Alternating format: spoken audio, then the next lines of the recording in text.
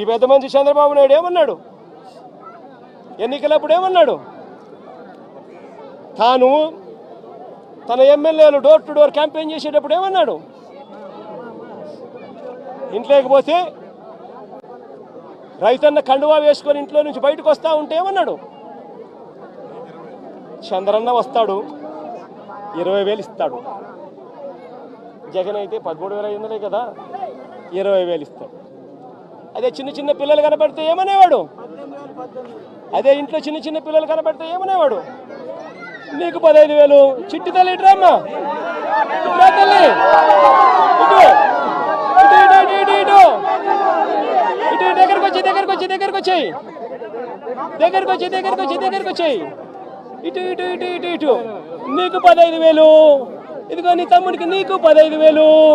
అదిగో నీ తమ్ముడికి ఇంకొక తమ్ముడి దగ్గరకు వచ్చినా నీకు కూడా 15,000. నీకు ఇంకో పాప నీకు కూడా 15,000. సంతోషమా అని చంద్రబాబు అనేవాడు. అదే జగన్ అయితే అమ్మఒడి కింద కేవలం అమ్మ ఖాతాలో 15,000 మాత్రమే వేస్తాడు. అదే చంద్రబాబు అయితే సూపర్ 6లో చెప్పాడు నీకు 15,000, నీకు 15,000, నీకు 15,000, నీకు 15,000 అని చెప్పాడు. అని పిల్లలను మోసం చేశాడు, అక్క చెల్లెమ్మలను మోసం చేశాడు. ఆ ఇంట్లో నుంచి వాళ్ళ అమ్మ బయటకు వస్తే వాళ్ళ అమ్మ, వాళ్ళ చిన్నమ్మ, ఇటువంటి వాళ్ళు ఎవరైనా బయటకు వస్తే, నీ పేరేం పేరు తల్లి?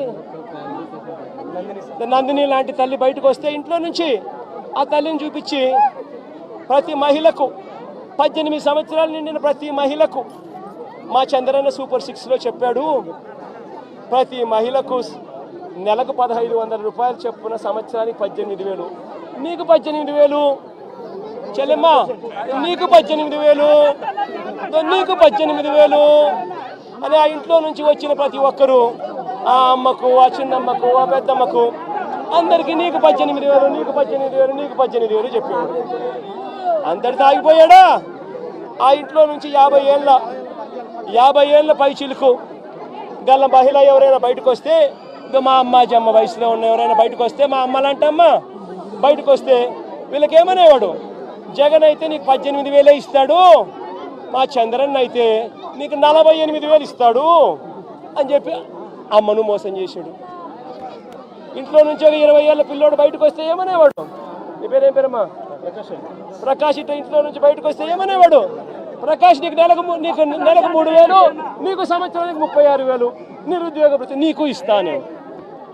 నేను అడుగుతా ఉన్నానయ్యా, ఎన్నికలు అయిపోయి 4 నెలలు అయిపోయింది. ప్రజలందరూ ఎదురు చూస్తూ ఉన్నారు. పిల్లలు బడులకు కూడా పోవడం మొదలుపెట్టాడు. బడులకు పోతా ఉన్నారు పిల్లలు. బడి పోయింది, ఇంతకుముందు వచ్చే అమ్మఒడి పోయింది. వ్యవసాయం చేస్తూ ఉన్న రైతులు ఉన్నారు, ఇంతకుముందు వచ్చే రైతు భరోసా సొమ్ము పోయింది. ఇంతకుముందు చేయూత వచ్చేది, చేయూత పోయింది. 0 వడ్డీ పోయింది. ఆసరా ఇంతకుముందు జగన్ కరికరంతో అది కూడా మంచి చేశాడు, దాని గురించి అట్టాగా ఊసేయలేదు. నేను అడుగుతా ఉన్నా, ఇంత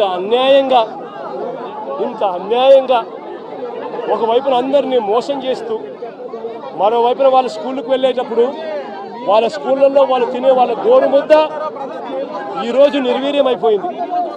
ఈరోజు గోరుముద్ద కోసం మంచి తిండి లేక పిల్లలు ఈరోజు హాస్పిటలైజ్ అవుతున్నారు, స్ట్రైకులు చేస్తూ ఉన్నారు. గోరుముద్ద ఈ పిల్లలది గాలికి ఎగిరిపోయింది. ఈ పిల్లలకు సంబంధించిన నాడు నేడు ఆగిపోయింది. ఈ పిల్లలకు ఇంగ్లీష్ మీడియం చెప్పే టోఫుల్ క్లాసులు, 3వ తరగతి నుంచి చెప్పే టోఫుల్ క్లాసులు ఆపేశారు. ఈ పిల్లలకు తల్లులకు ఇవ్వాల్సిన అమ్మఒడి పూర్తిగా ఎగిరిపోయింది. వైద్యం చూసి మార్చిలో ఎన్నికల కోడ్ వచ్చేసింది, అంతే. జనవరి నుంచి ఇప్పటిదాకా 2,000 కోట్ల పైచిలకు ఆరోగ్యశ్రీ బిల్లులు పెండింగ్. ఆరోగ్య ఆసరా ఊసేలేదు. 104, 108కి సంబంధించిన జీతాలు చంద్రబాబు ముఖ్యమంత్రి అయిన తర్వాత వాళ్ళకు జీతాలు రాలా. నీ పేరేం పేరు?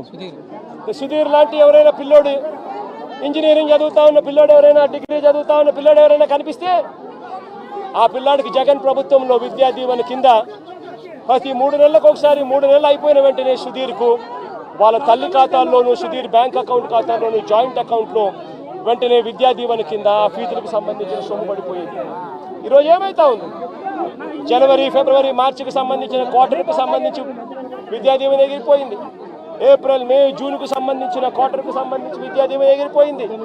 జూలై, ఆగస్ట్, సెప్టెంబర్కి సంబంధించిన విద్యా దీవెనకు సంబంధించిన క్వార్టర్కి సంబంధించిన విద్యా దీవెన కూడా ఎగిరిపోయింది. ప్రతి ఏప్రిల్లో వసతి దీవెన సుధీర్కి అందేది, సుధీర్ తల్లికి అందేది తన బోర్డింగ్, తన లాడ్జింగ్ ఎక్స్పెండిచర్ కోసం. అది కూడా ఎగిరిపోయింది.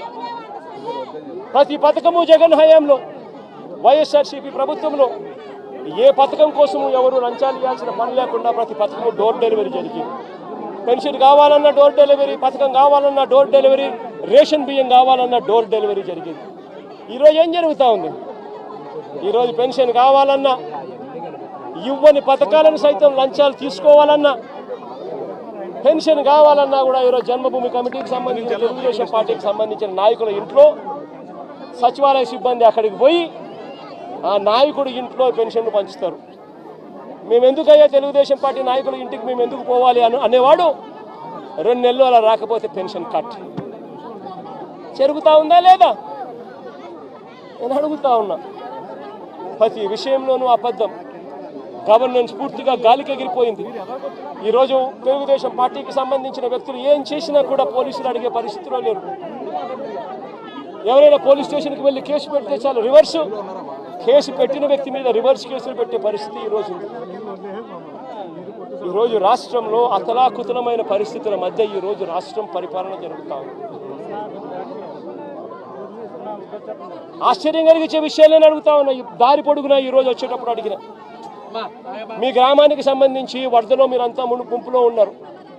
వరుసగా మీకు ఫ్లడ్ అలర్ట్స్ ఉన్నాయి. 1వ తారీఖు నుంచి 9వ తారీఖు దాకా నీళ్లు విపరీతంగా ఉంటాయని చెప్పి తెలుసు. రిపోర్ట్లు ఉన్నాయి మీ దగ్గర. మరి వీళ్ళందరికీ కూడా రిలీఫ్ సెంటర్లకు షిఫ్ట్ చేయాలన్నా లేదా? వీళ్ళందరినీ రిలీఫ్ సెంటర్లకు షిఫ్ట్ చేయాలన్నా లేదా? అడగండి వీళ్ళందరినీ.